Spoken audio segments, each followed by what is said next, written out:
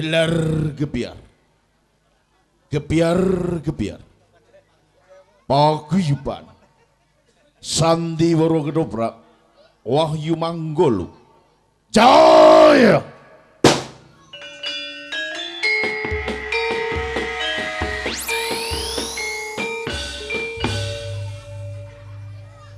Eko sesanti budoyo, wahyu manggolo sekali joyo, tetap jaya.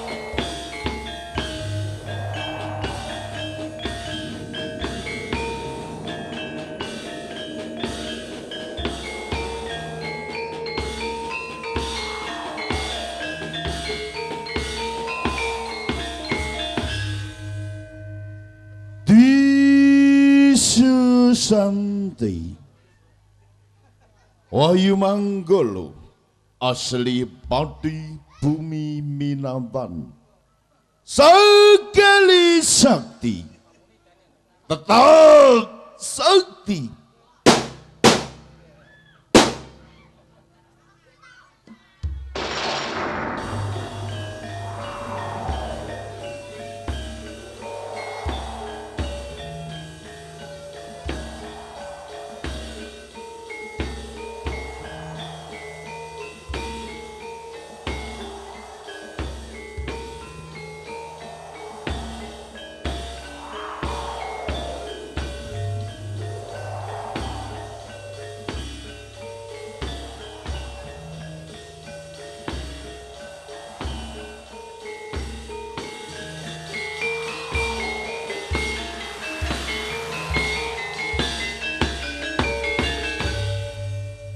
Borong sutresno budaya makaten kala wau kening pambuka saha klenengan sonten minangka kangge mahargya sarawuh panjenengan sedaya. Saderengipun panjenengan mirasani cariyos ing dalu menika perlu kita badhe kasugata bedhaya srimpi ingkang badhe dipun tindakaken. Seniwati ayu saking keluarga ageng sandiwara ketoprak wahyu manggolo. Wusana sekecaken anggenipun lenggah saha amirsani. Nuwun.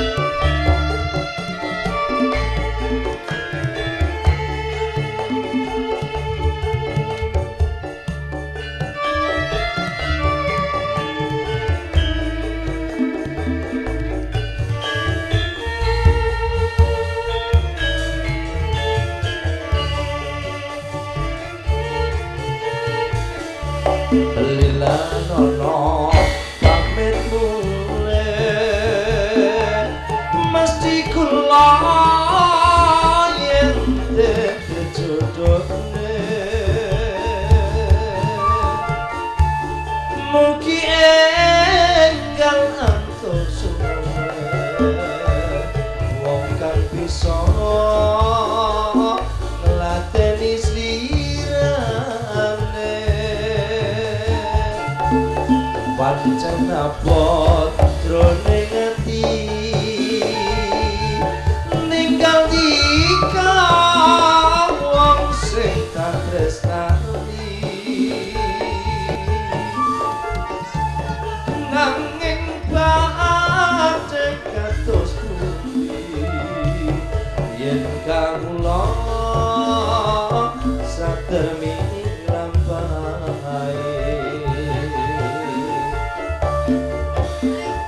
mong sakmene atur puji karya raharja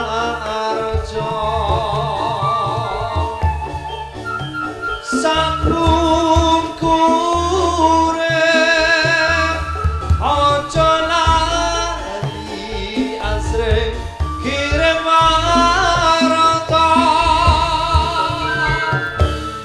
eman-eman benjang tika yen to nganti digawe kuciwa baten kula mboten dina yen to nganti mung disia-sia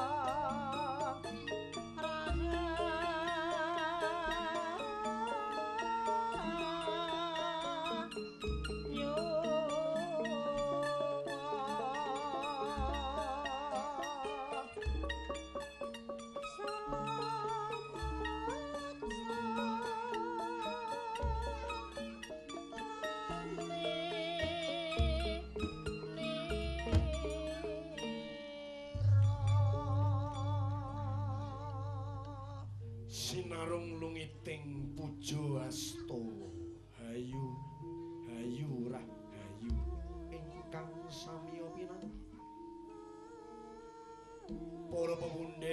para sepuh para disepuh ingkang satuhu kinabekten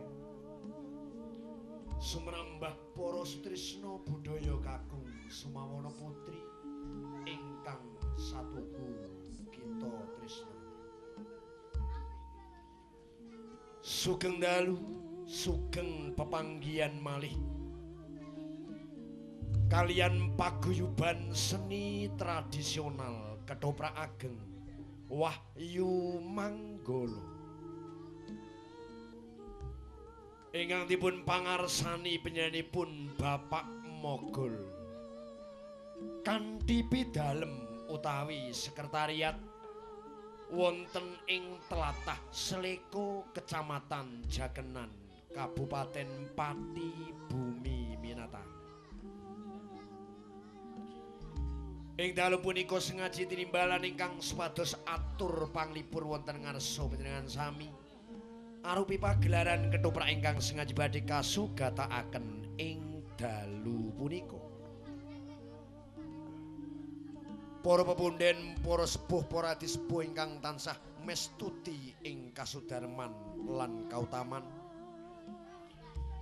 seni tradisional Ketoprak Ageng Wahyu Manggala ing dalu punika cunduk kalian pamundutanipun ingkang hameng kugatos miwah panyarujukanipun Dewan Sutradara kita nedya badhe ambeberaken salah satunggaling cariyos cerita humor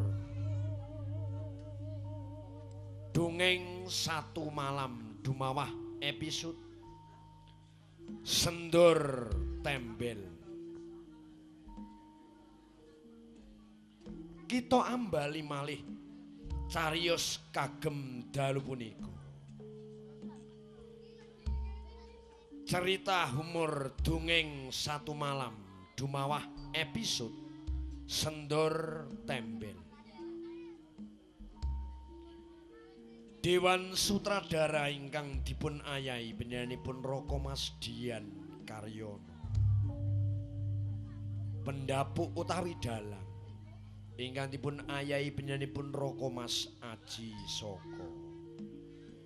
Dene asisten sutradara ingkang dipun ayahi penyanipun Adimas Jodek Prakoso dalasan penyanipun Adimas Garon Santoso. Pangeprak ingkang dipun ayahi penyanipun Roko Mas Suhardi.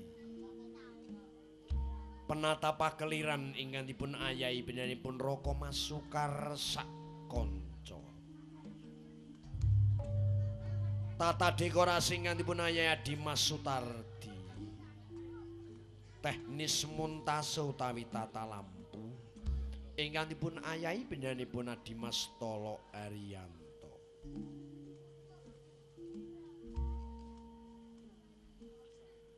Kairing ungling gongso Kiai Madularas ingkang dipun pangarsani penyanipun Roko Mas Keman Widodo miwah pangling Wiraswarawati utawi pesinden kita ingkang dipun ayahi penyanipun Ibu Sri Murtiningsih.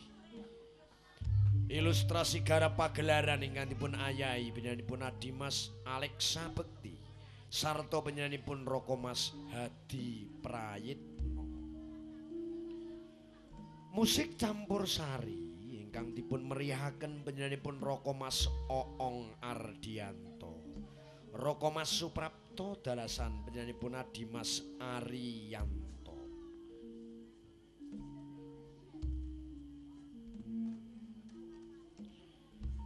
Menggah para paraga ingkang hamaragani cariyos cerita humor dongeng satu malam episode Sendur Tembel. Gedrik sepindah nggambaraken wonten ing Kadi Paten utawi wonten ing Padepokan Sinom Grendel. Pangeran Putut Emas ing dalu punika kaparagani penyanipun Adimas Bagus Sucito. Endang Kinanti ingkang dipun paragani penyanyi Mas Wiwin Winarsih. Sang Marsi Sobo Kastowo ing dalu punika kaparagani pinanipun Raka Mas Yudi Gutaya. Getrik ingkang kaping kalih nggambaraken wonten ing Datulaya Kraton Agung Kukila Kencana. Sang Prabu Sepuh Kutut Manggung ingkang dipun paragani benanipun Raka Mas Mukti Wibowo. Mapatih Haryo Brenggala ingkang dipun paragani benanipun Raka Mas Ambeh Wahono. Pangeran Jalak Seta ing dalu punika kaparagani benanipun Adimas Adi Nur Cahya dene Pangeran Podang Binoreh ingkang dipun paragani benanipun Adimas Beguk Wijayanto. Dewi Mayang Sekat Sewu kita ambali sepina malih Dewi Manyar Sewu ingkang dipun paragani benanipun Nyimas Atun Sagita dene prajurit-prajurit Kukila Kencana ingkang dipun merihaken seniman keluarga besar Ketoprak Wahyu Manggala.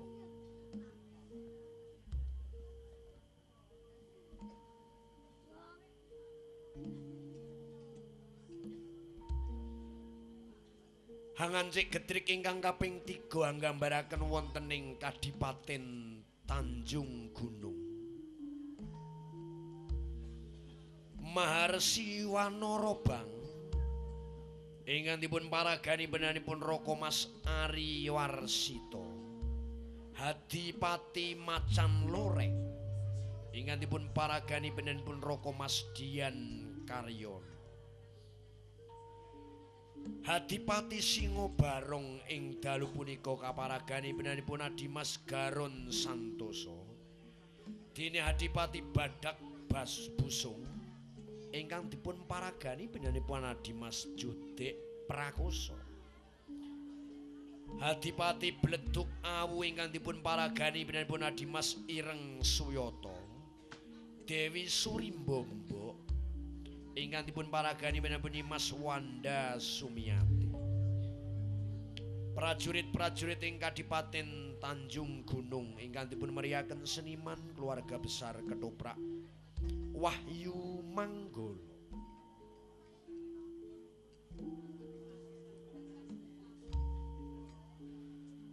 Wonten ing Taman Pamadiputri Tanjung Gunung Dewi Retno Sikatan ing dalu punika kaparagani benanipun Nyimas Ayem Jarmiati. Dewi Glatik Ayu ingkang dipun paragani benanipun Nyimas Angis Sugiyan. Emban ingkang dipun merihaken benanipun Nyak Ella Gedelwati sarta benanipun Nyimas Suni Besek. Dene para Magersari ingkang dipun merihaken Seniwati keluarga besar Ketoprak Wahyu Manggala. Hangancik madyan ing pagelaran repat utawi dagelan ingkang dipun merihaken benanipun Cak Mogol pinangka pangarsa-pangarsaning keluarga besar Ketoprak Wahyu Manggala. Kabiyantu penyanipun Cak Sendur miwah penyanipun Adimas Gendor.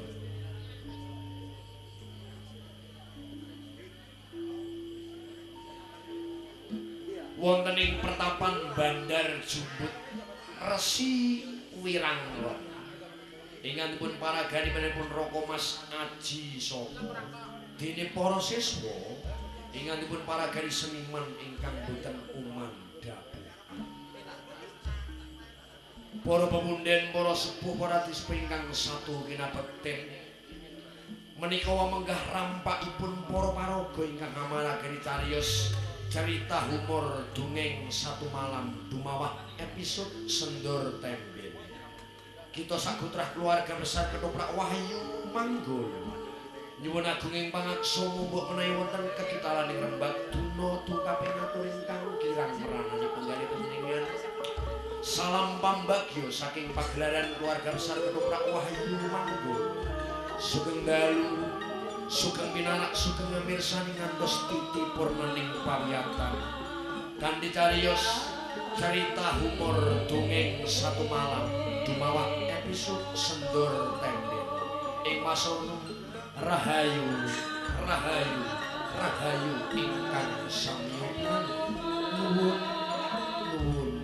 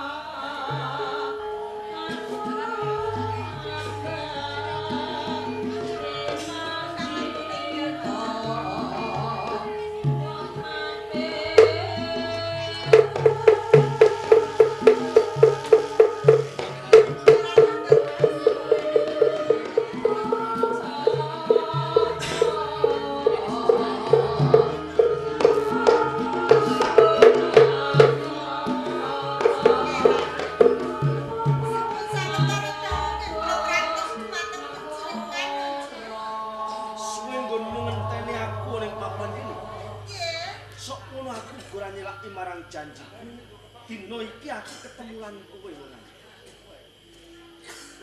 Geran. Monggo kangen sening pados kula kepengin ninggal-ninggal pinanggih kalih panjenengan. Kita sampun pinanggih kados ngaten. Ngati kula mung tratapan dedekan Jemindor. Geran. Opo pancen kaya ngene? Yen ngono tak tambani. Opo kang dadi kangen ning ati? Tuku sumo sekarang baten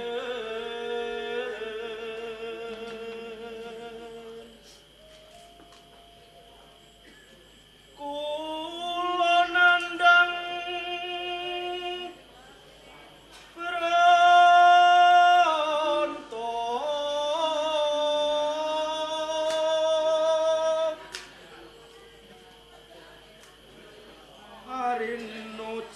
sajroning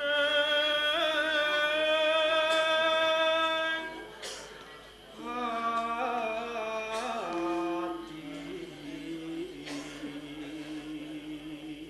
Gusti yang menika saged kula kumuji Geran. enggal paringo soto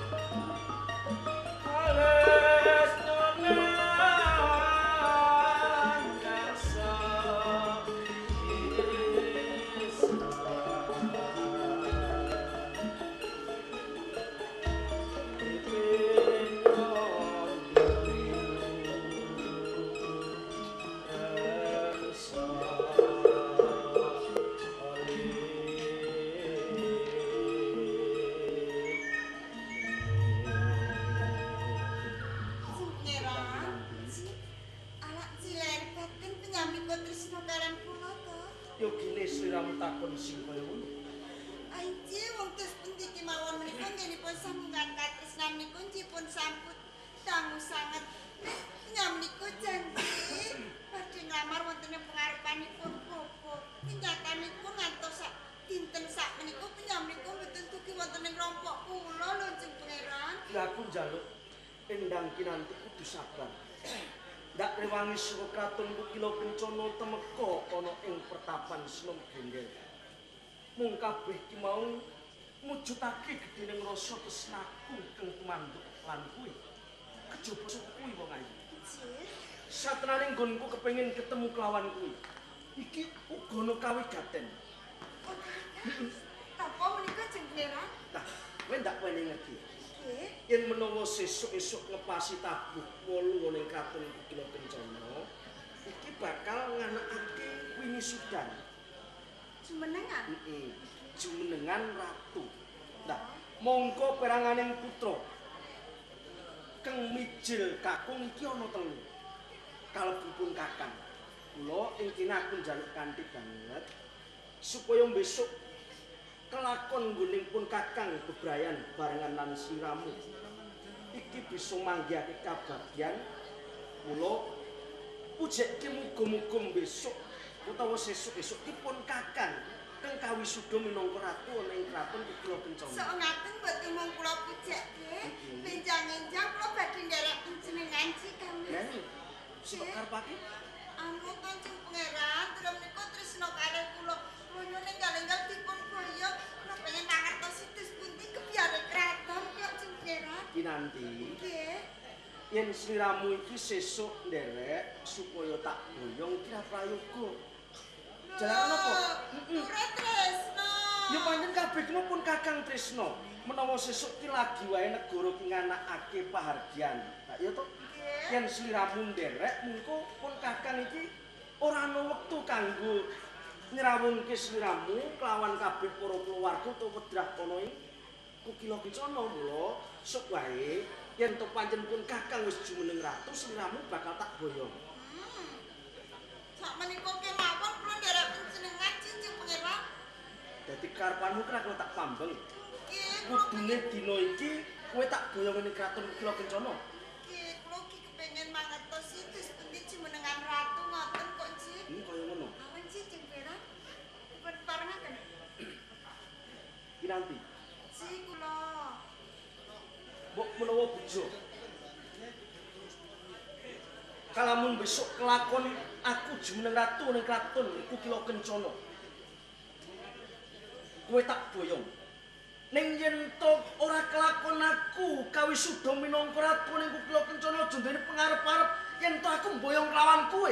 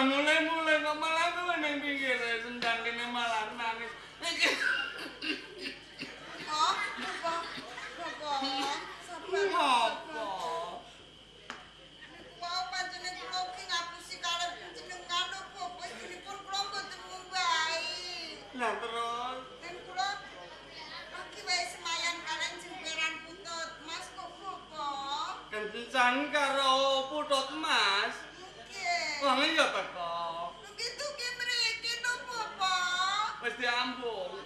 Sampun, Bapak. Muga ajak-ajak aku. Lola, Bapak. Kok nyuwun dipun ajak niki jenengan janji ngambung kula nggih. Enggak.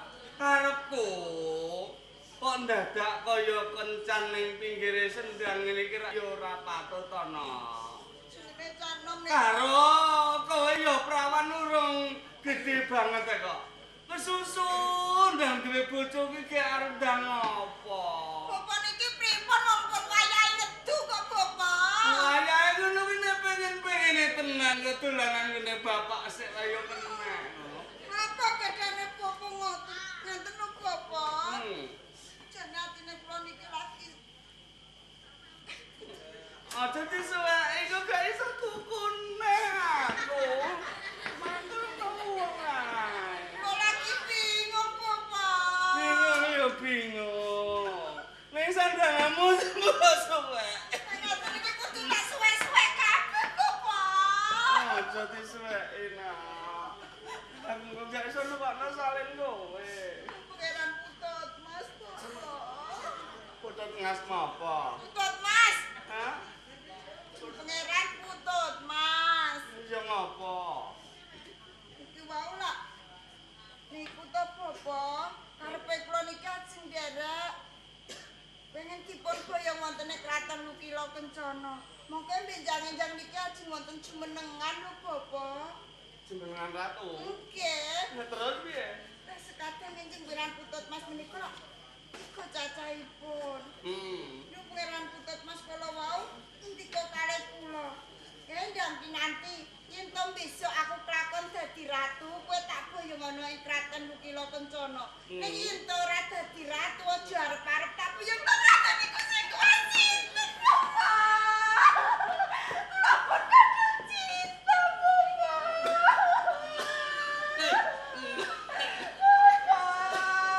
Wes, aja nangis. Kula mboten pengen bisa karo Pangeran Putut Mas, Bapak. Ngene iki nanti. Cik. Nek Kula dhewek wonten mriki lho, Bapak. iya ya. Perkara si putut Mas ngendika kaya ngono. Iki mengko gek-gek dhewekne wis dadi ratu. Akeh wong wadon sing ayu-ayu mengko gek keblingir njur lali karo kowe. Lah ngoten niku kula kuwatir, Bapak, monggo kula niki ngrumasani bocah saka desa. Pawakane kula niki kados ngaten kok, Bapak. Mungkin kula nek dibanding-bandingke karo tiyang wadon ning kutha raja niki lak ora bedane bumi langit, Bapak. Nek perkara dipamerke ambak kowe bocah saka desa, ya ora apik, ning ya lumayan kok no. Ono ngene-ngene. Bapak. Iki mengko nek ana kedadian kaya ngono rak jenenge kendang kemplung-kemplung ning desa. Isin to nek ndek prawan gedhe wis arep dikarepke kakung ning malah cabar tanpa karya. Wirang, Bapak. Mun dadi gunemen tangga teparo niki pripun to, Bapak? Siji-siji ning dalan kanggo mbuktekake sarta memuji marang si putut Mas ben lakon dadi bojomu. Nggih. Tak kandhani lho. Napa, Bapak? Ya, Apa, Bapak? tak omongi aku urung. Hah? Mboten pireng kok, Bapak. Nyen urung ngomong kok. Ah, ya mboten enten.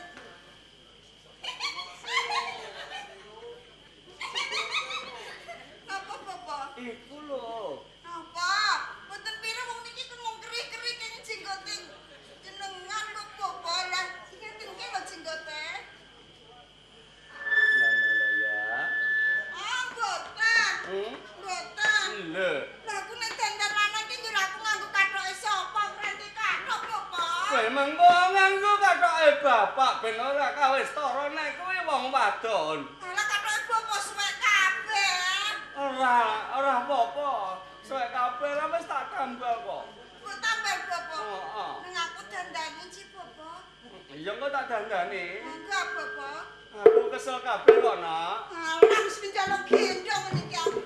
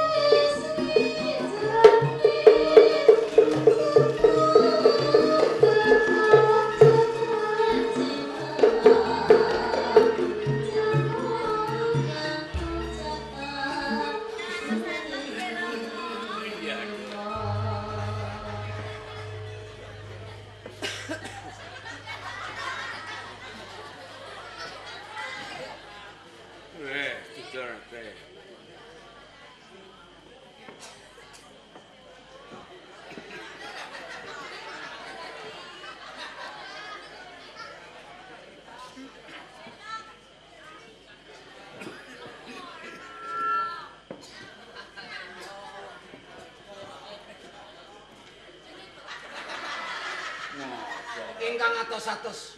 Iya, aku iso munggah dhewe.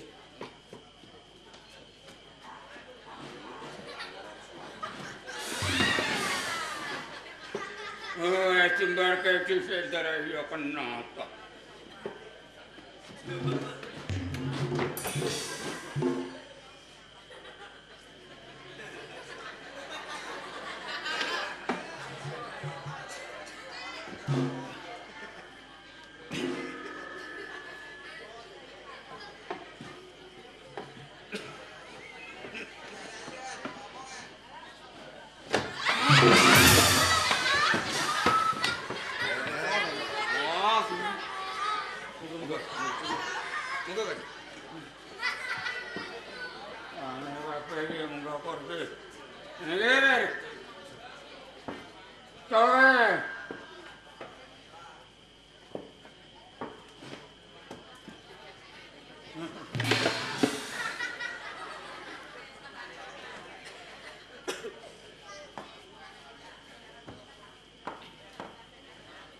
Arya Pringgala. Dawuh katimbalan Sang Prabu. Apa wis padha sowan kabeh? Sampun Sang Prabu. Padha basuki sowanmu. Pikantuk berkah saha pangestunipun ingkang sipun. Iya. Amung kemawon sungkem kula katut. Dak tampa mung puja pangestuning sun tampanana ya. Gugup anggen kula mundi mugi andadosaken jejimat. Iya, enak mah. Mangestoaken Ketut Mas, sabda kapundhira. basuki le. Pangestunipun Rama sowan kula mboten wonten alangan setunggal pun. Sungkem kula katut. Dak tampa pujine wong tuwa tampane ya, Gaya. Kebat anggen kula nampi ndadosaken jimat. Jasa Sabda paring dawuh Rama. Winantu rahayu, Nden. Kanthi berkah sarta pangestunipun kalis ing sakara-kara. Namung sugeng kula mugi kunjuk. Dak tampa pangestune Rama tampanana. Sanget ing pamundi miwahana jejimat. Podang binara. Sabda Padha becik, Nden. pikantuk berkah saha pangestu panjenengan suwan kula boten wonten rubida menapa-menapa. Nanging boten katalupan kula ngaturaken sembah pangabdi kula dikunjuk. Ndak tampa mung pangestune Rama tampanana. Sanget ing pamundi mugi dadosaken jimat.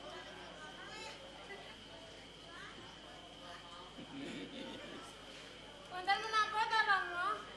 Teh, dawuh dalu. putraku le ayu le, Teh. Oh nggih. Manyar sewu. Cikula Padha basuki nduk ya. Nggih pikantuk berkah pangestu panjenengan Rama. Rawuh kula wonten ing pendhapan boten wonten alangan menapa kok Rama. Iya, kajaba saka kuwi. Kepiye nggonmu makarti utawa makarya nduk? Sedaya pakaryan menika boten wonten ingkang rerwakaken kok Rama. Ayu tenan ya. Enakno ya. Nggih Rama.